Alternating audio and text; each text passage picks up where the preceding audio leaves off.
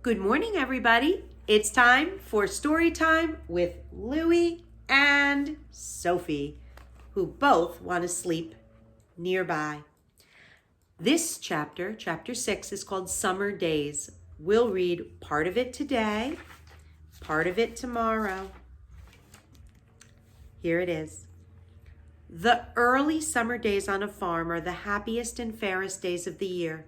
Lilacs bloom and make the air sweet and then fade. Apple blossoms come with the lilacs, and the bees visit around among the apple trees. The days grow warm and soft. School ends, and children have time to play and to fish for trouts in the brook.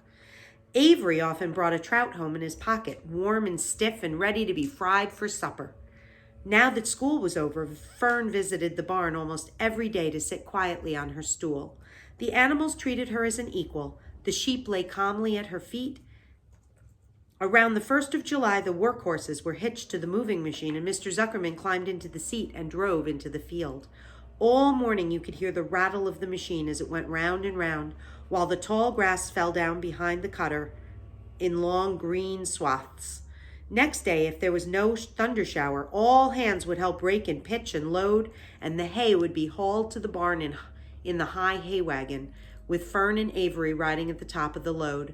Then the hay would be hoisted sweet and warm into the big loft until the whole barn seemed like a wonderful bed of timothy and clover. It was fine to jump in and perfect to hide in.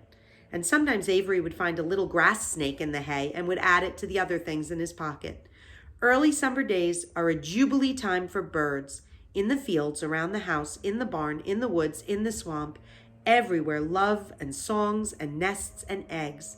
From the edge of the woods, the white-throated sparrow, which must come all the way from Boston, calls, "Oh, Peabody, Peabody, Peabody!" On an apple bough, the phoebe teeters and wags its tail and says, "Phoebe, Phoebe!"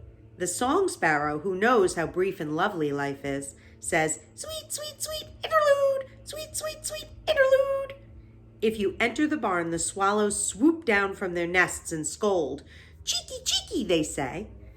In early summer, there are plenty of things for a child to eat and drink and chew.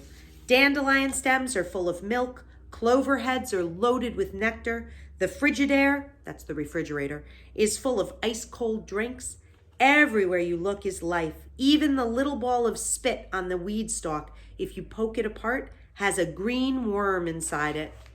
And on the underside of the leaf of the potato vine are the bright orange eggs of the potato bug. And we're going to stop there, and we're going to read more of chapter 6 tomorrow. Have a great morning.